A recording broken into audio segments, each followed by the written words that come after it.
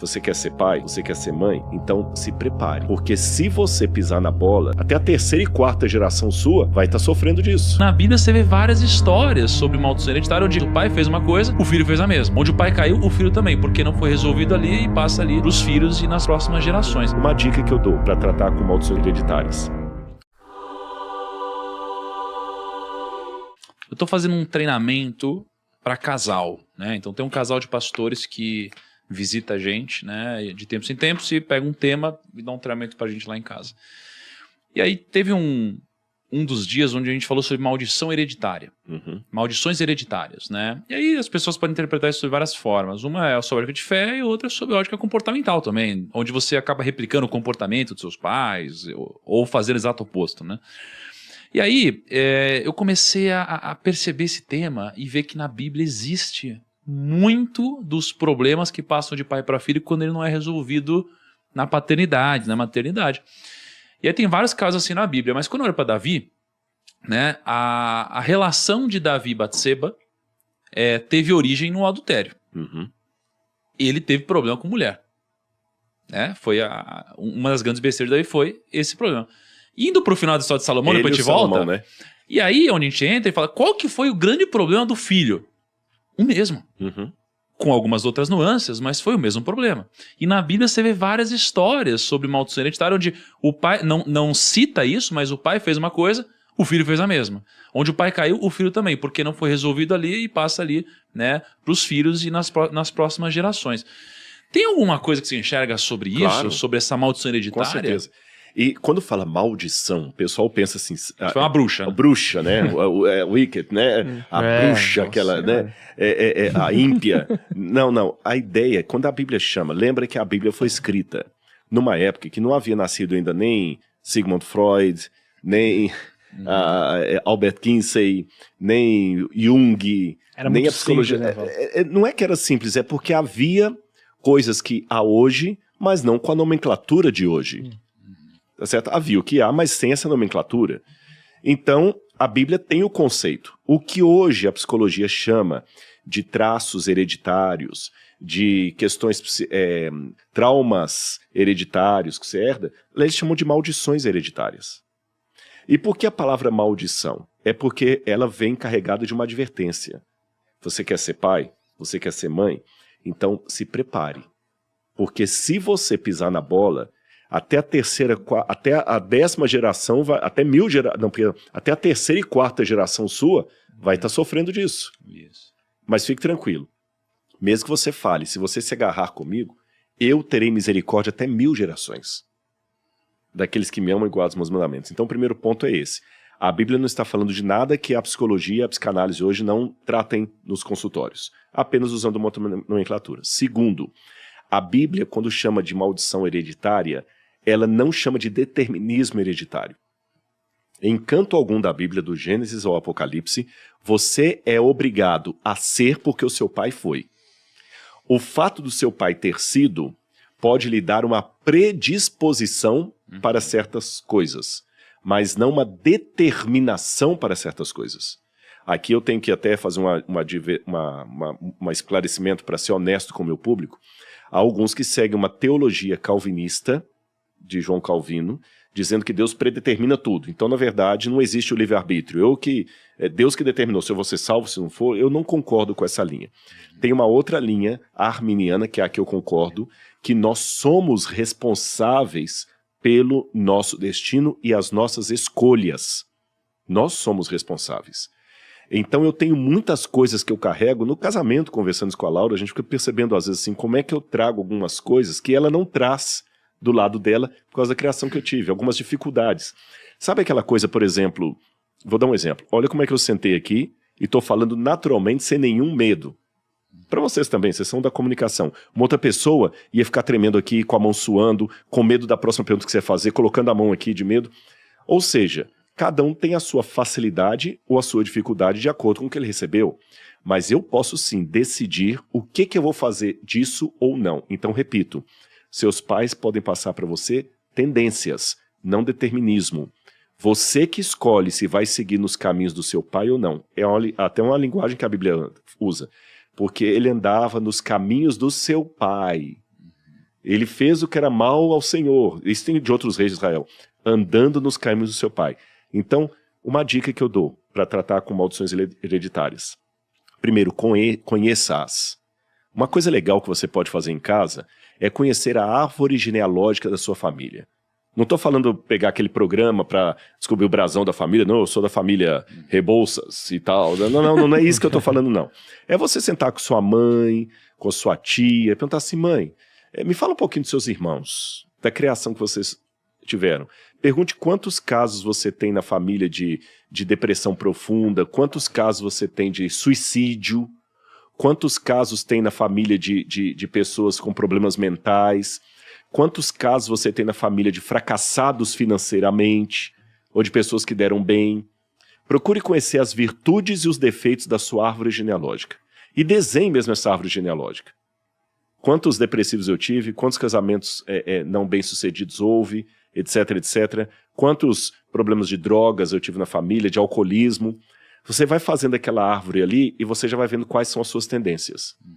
A partir daquilo, procure ver naqueles galhos da árvore que você desenhou, quais são os galhos que mais se identificam com você. Quais são os que mais se identificam? Olha, isso aqui, isso aqui. Os que são virtuosos, você pode promover. Os que são defeitos, opa, eu tenho essa tendência aqui da minha família. Eu tenho a tendência de me achar um fracassado. Eu tenho a síndrome do impostor. Ore a Deus e comece a trabalhar essas tendências. E aí eu acho que você tem um bom caminho para seguir e, na medida do possível, busque a ajuda de um profissional de saúde mental, que um bom terapeuta pode fazer uma grande coisa na sua vida. Um bom terapeuta. Principalmente homens têm preguiça ou preconceito de procurar um psicólogo. Tem que fazer, né? Tem que fazer. Tem que fazer. Terapia é muito bem-vinda. Agora, quando a gente fala de maldição hereditária, deixa eu falar um pouquinho mais de Salomão e vamos sair um pouco da Bíblia para as pessoas aplicarem e depois a gente volta de novo aqui. Por exemplo, Salomão, né? A gente falou desse lado ruim e a gente vai chegar nessa parte da história de como ele replicou o comportamento do pai, mas também tem o lado bom, né? Porque quando Salomão ele pede a sabedoria, ele pede por quê? Por causa do pai também. Então você acaba replicando o comportamento ali, porque você acaba aprendendo, olhando, vivendo junto, você vai aprendendo a pensar e tomar decisões. Quando a gente olha para a nossa vida, pense em educação financeira, Kaique. Educação financeira, nossos pais não nos ensinaram. Pô, mas os pais deles também não ensinaram a eles. Não mesmo. E assim por várias gerações. Aí pega a alimentação, né? Todo mundo come meio parecido em casa, já viu?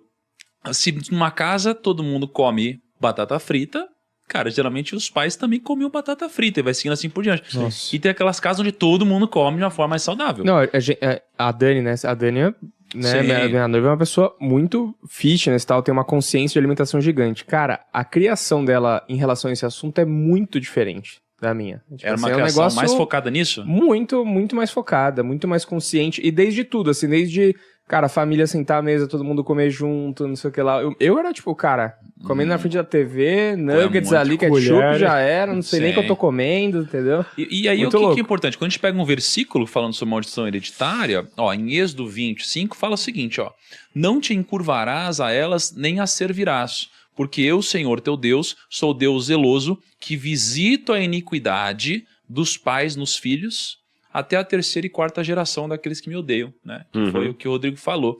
E aí, por que isso aqui é importante para mim? Porque em casa a gente estava discutindo muito sobre filhos. E aí o ponto é, cara, é uma responsabilidade você ter filhos sem resolver esses problemas. Sim. Pô, a gente, acho que é problema quando você nem sabe que tem problema, né? Quando você reconhece que você tem problema, pois aqui já é um passo. Quando você reconhece que você tem problemas, você não os trata e você coloca uns filhos no mundo, você fala assim, caraca, que responsabilidade, porque você vai passar um monte de besteira pros seus filhos, muito provavelmente, né? Então, por isso que eu acho que é importante saber desse conceito, que você pode chamar de maldição hereditária ou por outros nomes, né, segundo a psicologia, onde você precisa ter essa responsabilidade, senão você vai passar a cagada adiante, E né? com uma coisa interessante, muitas vezes, para você não repetir o modelo, você terá que fazer algumas rupturas de autoridade. Cuidado com as figuras de autoridade que você coloca na sua vida. Então vou pegar o Salomão. Vamos pensar um pouquinho sobre que tipo de mãe a Batseba deve ter sido. Muito possessiva. Não é? Ela deve ter usado várias vezes, porque quando ela teve o problema, que ela engravidou do primeiro que morreu, ela foi falar com Davi, olha, eu tô grávida. Imagina a cabeça dela. A Bíblia não diz isso diretamente, mas nas entrelinhas a gente pode ler. As acusações. Olha aqui, eu estava quieta lá tomando meu banho, você que me chamou. Não, você que me seduziu.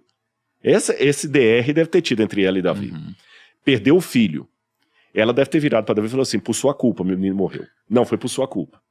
Quando Salomão nasceu, a tendência psicológica, estou falando tendência, não é um determinante porque eu não estou com a bola de cristal aqui para saber os detalhes dessa história, mas a tendência é, às vezes, quando a mãe perde um bebê, e pelo que tudo indica, o outro era o primeiro filho de Batseba, ela não tinha filho com Urias, então a mulher perde o bebê.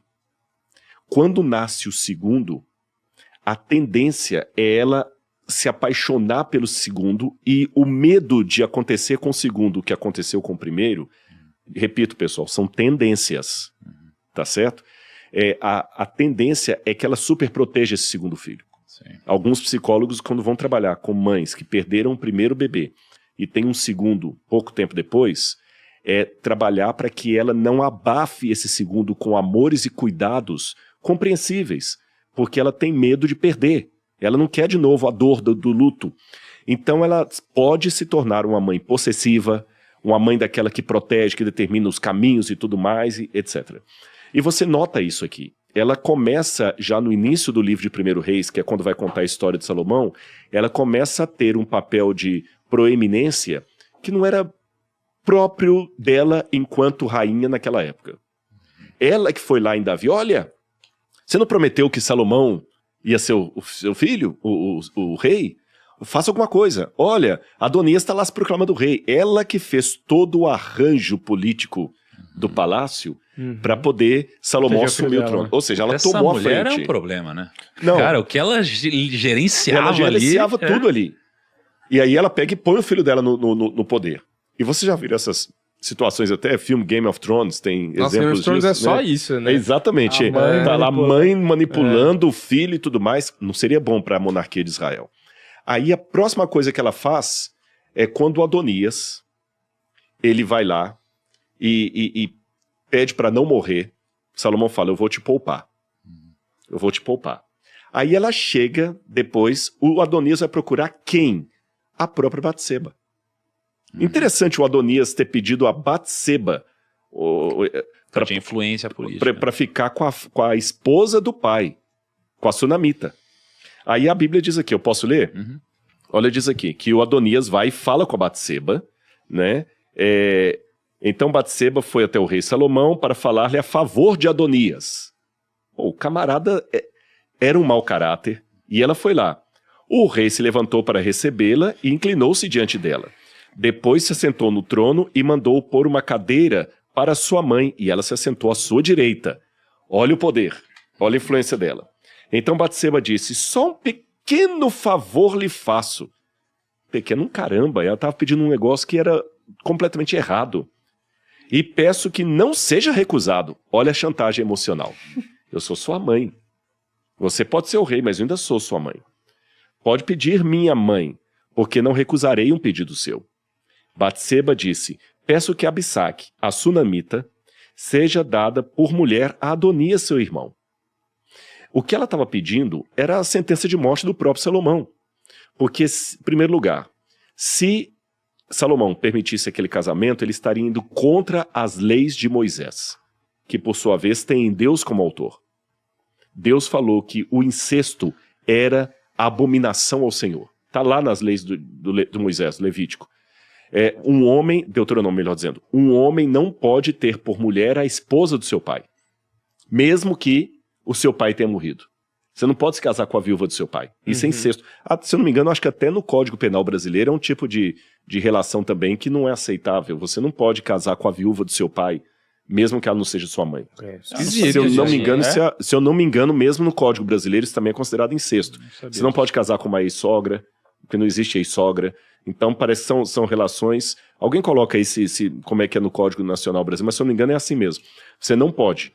Então ele não pode, é incesto, ela é a mulher do seu pai. Segundo, sendo ela uma mulher do seu pai, ela era uma candidata também à rainha. Então ela era concorrente de quem? Salomão. De Salomão e da própria Batseba. Então, deixa Adonias casar com ela, infrinja a lei de Deus, coloque o seu reino sob risco e a sua relação com Deus. Aí Salomão, nessa mesma hora, vira para a mãe dele e fala o seguinte: por que a senhora pede a Abisaque, a sunamita, para Adonias? Peça também para ele o reino, porque é meu irmão mais velho. Sim, para ele também o sacerdote Abiatar e a Joabe, filho de Jerua. E o rei Salomão jurou pelo Senhor, dizendo: que Deus me castigue se Adonias não falou essa palavra contra a sua própria vida. Olha, mãe, só desculpa. Ele não só não atendeu a mãe dele, como a repreendeu e a colocou no lugar dela. E embora a Bíblia diga que nós devemos honrar pai e mãe, a Bíblia coloca limites nisso. Então, por exemplo, estamos falando de maldição hereditária. Se você traz a sua mãe para dentro do seu casamento, para ela começar a determinar como é que a sua esposa tem que te tratar, começa a determinar como é que você tem que criar os seus filhos, você já a tirou do papel de mãe para colocá-la no mesmo papel que a Batseba queria entrar na vida de Salomão. A rainha, a esposa quase. O fato dela sentar do lado dele, quem sentava ali seria a esposa dele. Isso é uma questão psicológica também.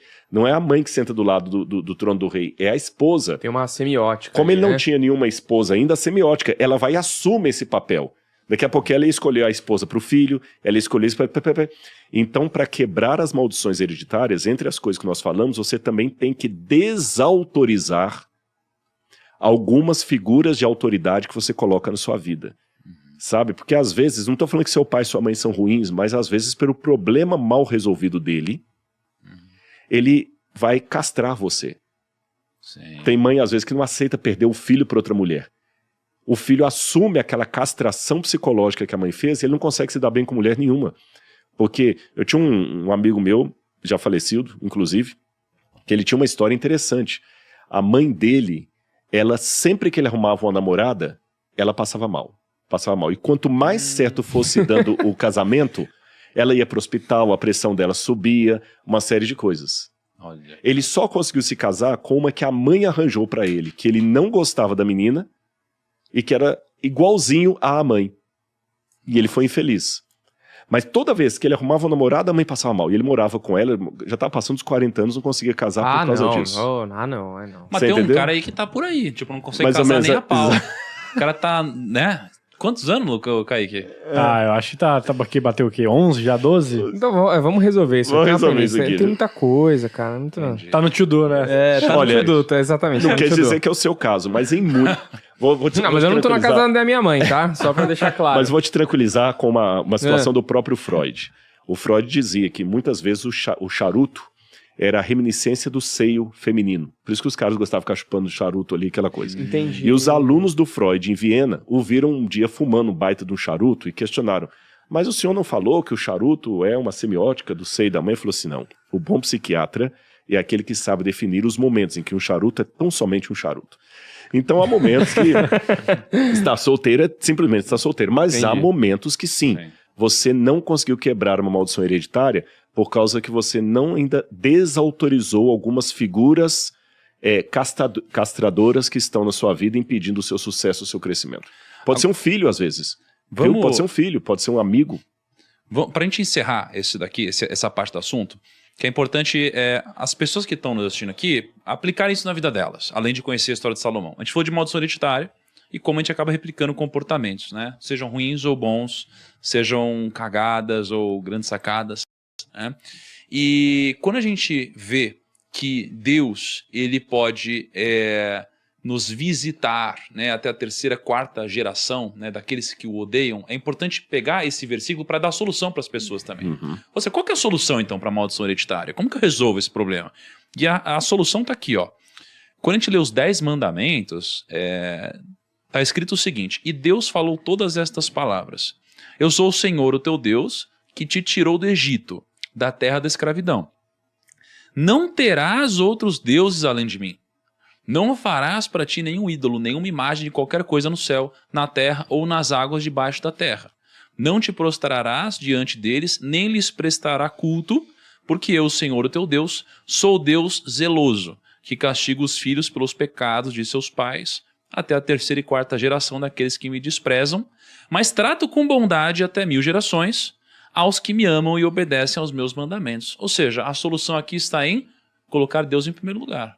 Faz sentido isso? Com certeza. Lembra que 1000 gerações abarcam 3ª ou 4ª geração. 1000 gerações é maior o número. Abarcam a 3ª e 4ª geração. Então, se você amar a Deus sobre todas as coisas, ele pode quebrar as gerações. Quer um exemplo vivo? Eu coloquei a Deus em primeiro lugar e consegui quebrar muitas maldições hereditárias. Agora, o último aspecto disso aí também que é bom definir. Se a pessoa ficar obcecada demais também pelo tema das maldições hereditárias, isso também pode virar um vício de raciocínio ou uma desculpa pro erro. Não, eu tô assim, é por causa da maldição hereditária. Eu tenho que quebrar essa maldição hereditária. Então, cuidado também com alguns gurus que mistificam a coisa. Não, eu vou fazer um culto de quebra das maldições hereditárias. Você vai vir aqui, você vai quebrar a maldição hereditária, eu vou passar você aqui nessa porta aqui, e vai quebrar, você vai jogar. Cuidado. É um trabalho que você vai fazendo com Deus, não é uma coisa Shazam, assim, pum. Um elixir, né? Que você tomou e já quebrou. Você vai aprendendo, você vai descobrindo algumas coisas ao longo do tempo. Lembra a árvore genealógica que eu sugeri fazer?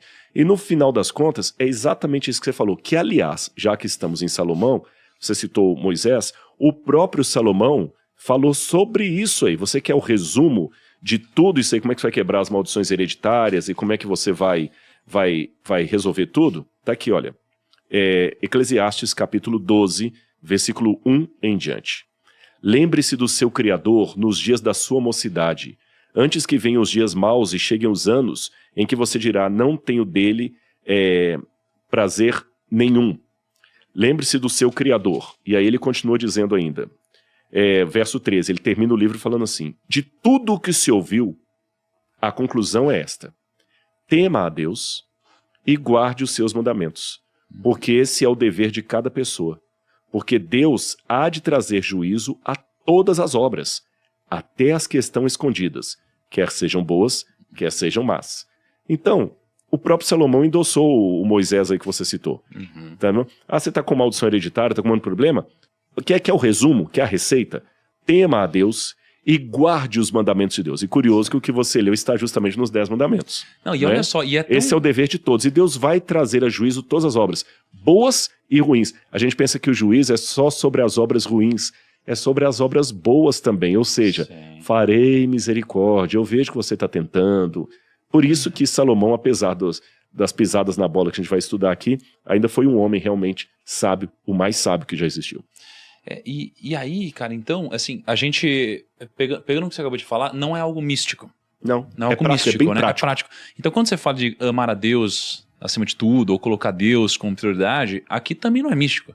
Aqui é basicamente assim, é um enquadramento de princípios, porque se você colocar Deus acima de tudo, você pega a sua vida, você se enquadra de tal forma a princípios, que você vai acabando resolvendo esse tipo de coisa, e aí você, magicamente, entre aspas, você se liberta de muitos desses problemas que vieram de antes, né? Com certeza. Então, por isso que não é místico mesmo.